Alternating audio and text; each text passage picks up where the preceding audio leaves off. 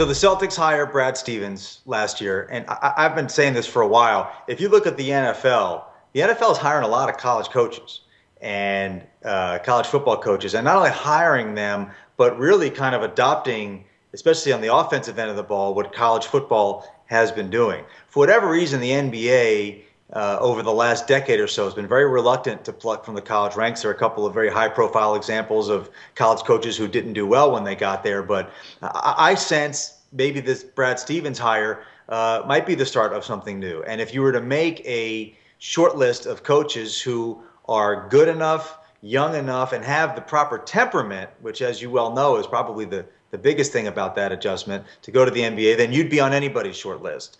So my question is, have you ever gotten any NBA job offers? Is that something you would ever consider? Is that something you aspire to? No, I haven't got any offers. I've had, a few people talk to me generically, but nothing from an interview standpoint at all. And I was so happy for Brad because I think Brad's terrific, and I do think it will help other college coaches moving forward because I think he'll experience success. And as you know, most college coaches that get jobs in the league, they're involved with franchises that basically doesn't have as big or as much of an opportunity to win as some of the other ones, and so of course you're going to struggle. You see turnover like that all the time, but it really isn't anything that I would say at this moment interests me much at all. If I say I've said I could be interested, so people say that I'm looking. I'm not looking at all. I really believe I've got one of the better coaching jobs in America, pro or college, right here in Lawrence, Kansas. And so it would take something really special, and my mindset would have to change. But right now, I'm really enjoying trying to get college kids better. That to me is something that we take great pride in, and something that we all enjoy doing.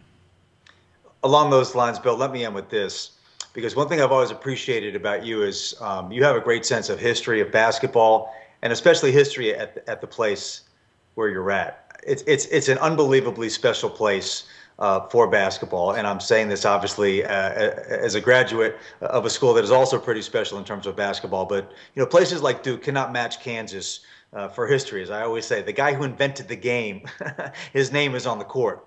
And what Fog Allen did, basically, inventing college basketball, as far as I'm concerned. And I've also often said, Bill, that the Kansas fans are the best fans in college basketball because they're incredibly passionate. They turn out, they support, they give money, they travel. You go to the Bahamas, you go to Maui, and the Kansas fans will travel, but they don't eat their own. Even I remember being in the Bahamas, and Jay Wright was saying the Kansas fans are so nice. Like, they don't. So to be the coach at Kansas, where you're truly loved. Now, obviously, you got to win, but it's a special place. So my question to you is, what's the best part about being the head coach at Kansas University, and what's the most difficult part about that job? Well, I'd say the best. You hit it on the head. When you think about Dr. Naismith, who invented the game, and basically his assistant coach, and then Dr. Naismith became Fog Allen's assistant coach, is a father of basketball coaching, and then you stop and think about, well, Adolph Rupp played here for Coach Allen, and so did Dean Smith, and so did Ralph Miller, and so did John McClendon, and Wilt played here.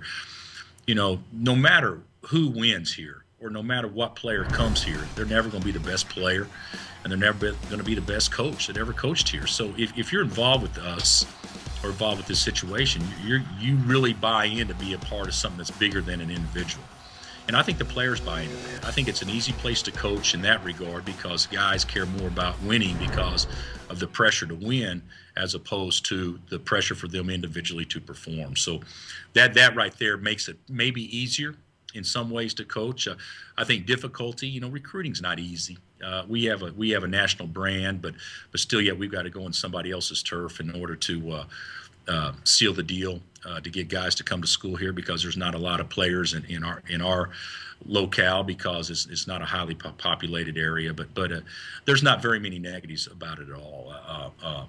Interest levels high, which I guess could be a negative because you really are in a glass house the majority of the time that you're here, but still that's something that the players adjust to, and I think they welcome it after they've been here a little while. So it is a cool place, and of course the fans love their players, and I don't know if there's a place in America where you could say the fans truly enjoy watching these kids grow into being young men more than what they do here in Lawrence.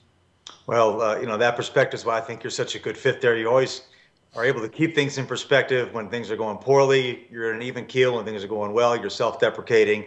And you know what? Even folks at Oklahoma State and Kansas State would admit that college basketball is a lot more fun and more interesting when Kansas is a big-time program. They would just like to see you lose once in a while, but I'm not sure that's going to happen too much. So, listen, I know it's a busy time of year for you, Bill. Thanks so much for being on the show, and best of luck the rest of the season. All right, Seth. Appreciate it.